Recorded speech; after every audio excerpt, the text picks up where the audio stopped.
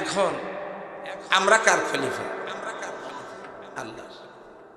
আমরা আল্লাহর এই জমিনে অন্য কাউকে ঢুকতে দেব না, সেটাই তো খলিফার দায়িত্ব, কি বলেন তো? অথচ এই জমিনে বিগত 53টা বছর শরীফুল সাহেব অবশ্য একেবারে সূচনা থেকে বলেছেন 54 বছর, তো বিগত 53টা বছর, 71 থেকে 24, 53টা বছর রাষ্ট্রীয় ক্ষমতায় যারা গেছে, আপনারা বলেন তো তারা কি কোরআন দিয়ে দেশ চালাইছে? মুসলিম মায়ের সন্তান কিন্তু সবাই, কোরআন দিয়ে কেউ দেশ চালায় নাই। সেখান থেকে কি হইল? জমিনে আল্লাহর খলিফা হইল নাকি অন্য কোনো খেলাফত হইল? তাহলে লাভটা কি হইল? এই জন্য আমরা আল্লাহর খলিফা, আল্লাহর জমিনে আল্লাহর বিধান ছাড়া অন্য কোনো বিধান চলতে দেওয়া জায়েজ নাই।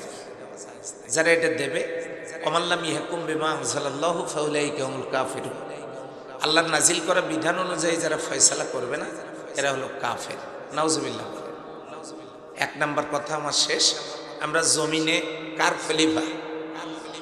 আল্লাহর খলিফা হিসেবে আল্লাহর জীবন বিধান প্রতিষ্ঠিত করতে পারি নাই, এই কারণে আমাদের খেলাফতের দায়িত্ব ঠিকঠাক মতো আমরা পালন করতে পারছি না। আল্লাহ আমাকে মাফ করুন, এখন থেকে শুরু করা দরকার।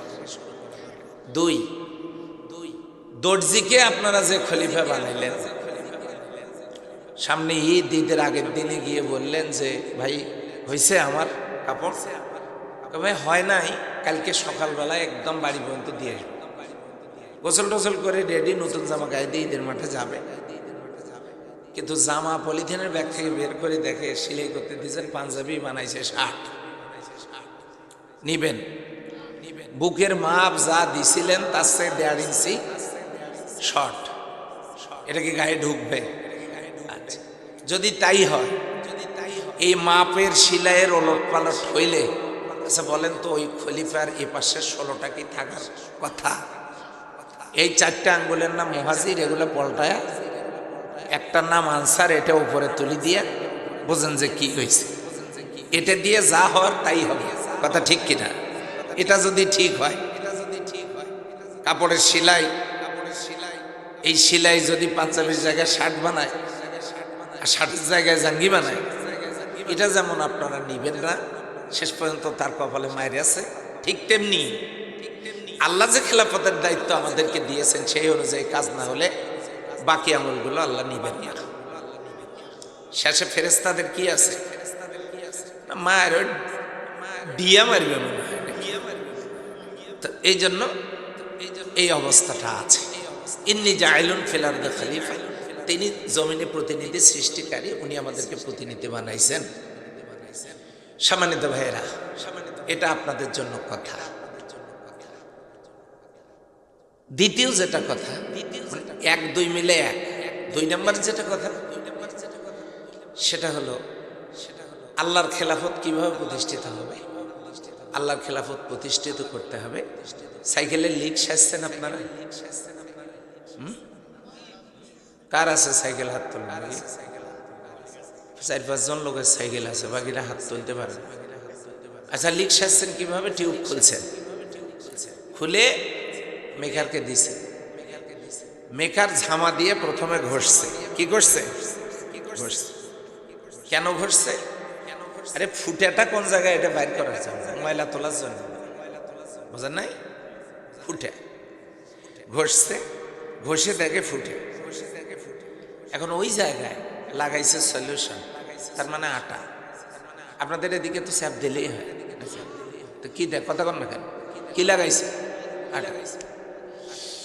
আটা লাগাইছে আর ঘষছে। তারপরে কি করছে? হ্যাঁ, তালি। আর কি বলে এটাকে? যা বলে বলুন। ওইটা কাটিয়ে নিয়ে, মাপ মতে কাটিয়ে নিয়ে, ওটাতেও লাগাইছে কি? আটা সলিউশন লাগায়া ওইটার উপরে বসাই দিছে, কেসি ডেট দিয়ে অথবা হাতুর দিয়ে। ফুটে বন্ধ। কথা বলেন ঠিক কিনা? আমাদের সমাজে সুদের, ঘুষের, জেনা ব্যভিচারীর, অশ্লীলতা, বেহাপনা, চুরি, ডাকাতি, ধর্ষণ, জেনা ব্যভিচারী, নারী নির্যাতন, মদ, জুয়া, হাউজি লটারি, এগুলোর ফুটা সমাজের মধ্যে আছে না নাই? আচ্ছা, এটা বের করবেন কি দিয়ে? এটা বের করব কোরআনের ঝামা দিয়ে, ঘষে ঘষে। যে হযরত মাওলানা শরীফুল ইসলাম আশরাফি সাহেবের মতো লোক, যারা মাত্র 6 মাসে আল্লাহর কোরআন হেফজ করে, আল্লাহ কত মেধা তাদেরকে দিয়েছেন আলহামদুলিল্লাহ। তারা এই কোরআনের ঝামা দিয়ে এই ফুটাগুলো ঘষে ঘষে বের করে। এরপরে লাগাবেন সলিউশন। সলিউশন হলো আটা। আটা যেমন একখানে করে, এই সমাজের ফুটেগুলো বের করার পরে আমরা সবাই এক হব। কি রাজি আছি ইনশাল্লাহ? কয়েকজন কথা বললো না যে ওইদিকে? রাজি আছি সবাই? এক হব। যদি এক হইতে পারি, আটা লেগে গেল। এখন ওই যে কি তালি, ওইটার ওপর বসে দেব। তালিটা কি? তালিটা হলো ভোটের ব্যালট। বোঝেন নাই? ভোটের ব্যালট। এই ব্যালটটা ওই ফুটের ওপর বসে দেব, দিয়া সিলটা নেব। বোঝেন নাই? তাহলে ফুটে বন্ধ হবে। আপনাদের এলাকার এক নেতা, উনি ঢাকাতে কোনো একখানে তার সাথে কাকতালীয়ভাবে দেখা হলো। ভদ্রলোক বেঁচে নাই, কাকতালীয়ভাবে দেখা হইল। তো উনি বললেন যে পলাশবাড়ি সাদুল্লাপুরের লোক হলো ছাগল, আর আমি নিয়ে যাই হলো পাতা। যেই না পাতা ধরি, ওরা এগুলা খায়, আর আমার কিছু করা টরা লাগে না।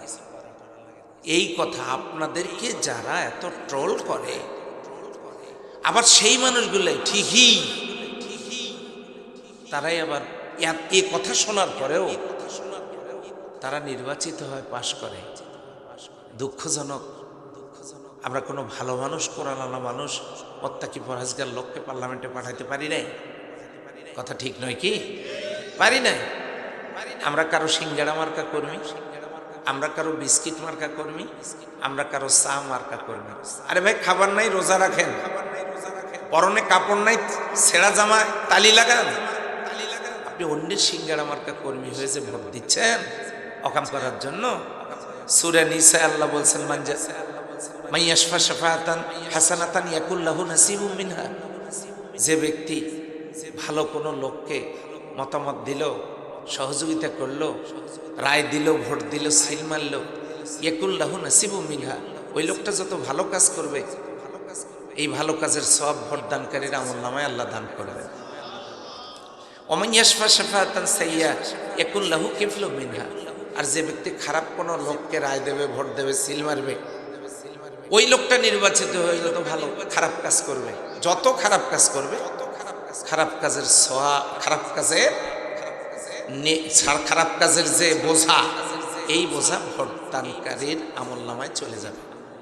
এটা না বুঝিয়ে আমরা একের পর এক এই কাজেই করে আসছি। সুযোগ যখন একটা আসছে, এবার কাজে লাগানো দরকার। ইনশাল্লাহ আগামী দিনে কোরআনওয়ালারা রাষ্ট্র পরিচালনা করবে ইনশাল্লাহ। রাষ্ট্রের গুরুত্বপূর্ণ দায়িত্ব পালন করবে তারা। আপনারা এগিয়ে আসেন, সিদ্ধান্ত ফাইনাল করেন। আল্লাহর জমিনে আল্লাহর খেলাফত প্রতিষ্ঠা করার জন্য আমরা যেহেতু খলিফা, ওই মাপযোগ অনুযায়ী কাজ করার জন্য আমাদেরকে এই সিদ্ধান্ত নেওয়ার দরকার আছে না নাই? ব্যাস, এটা 2 নম্বরের কথা। এটা নারীর জন্য, পুরুষের জন্য। এখন প্রশ্ন আসতে পারে, হুজুর এই কুয়াশার মধ্যে আপনি এই কথাটা বললেন, কার কার উপকার হবে? ডিমের মধ্যে কুসুম যেমন নিরাপদ, অমুসলিমরা ইসলামী রাষ্ট্রে তেমনি নিরাপদ। কিছুদিন আগে এরা বলেছিল, আমাদের বিরোধিতা যারা করে তারা বলেছিল যে এই যে হুজুরেরা যদি ইয়াতে আসে, মানে রাষ্ট্রীয় ক্ষমতায় পাওয়ার পায়, তাহলে হিন্দুদের এই দেশে থাকার কোনো সুযোগ নাই, সবাইকে চলে যাওয়া লাগবে। অথচ হিন্দুরা বলতেছে অতীতের যে কোনো দিনের তুলনায় আমরা গত দিনের যে এই যে কিছুদিন আগে শারদীয় দুর্গা পূজা হলো, আমরা সবাই মিলে ভালোভাবে পূজা উদযাপন করতে পেরেছি। মুসলমানেরা আমাদের পূজা মণ্ডপ, আমাদের গ্রামগুলো পাহারা দিয়েছে। আচ্ছা বলেন তো, ওরা কি আমার দেশে অনিরাপদ? না। তাহলে অমুসলিমরা নিরাপদে থাকবে, নারীরা তাদের সতীত্বের মর্যাদা পাবে, নারী নির্যাতন হবে না, বৈষম্য বিরুদ্ধে আন্দোলন করা লাগবে না, বেকার যুবকেরা কর্মসংস্থান পাবে, দেশের মধ্যে অরাজকতা, চুরি ডাকাতি, ধর্ষণ বন্ধ হবে। এই যে আমাদের শরীফুল সাহেব যে বললেন আপনাদেরকে জাকাতের কথা, জাকাত ভিত্তিক অর্থনীতি চালু হবে, কোনো গরিব থাকবে না। আল্লাহ বলছেন ওয়ালা ওয়ান্না হালাল কোরআ আমানু ওয়াত্তাকাউ লাফাতানা আলাইহিম বারাকাতিম মিনাস সামাই ওয়াল আরদ। আল্লাহ তাআলা আসমান আর জমিনের বরকতের দরজাগুলো আমাদের জন্য খুলে দেবেন।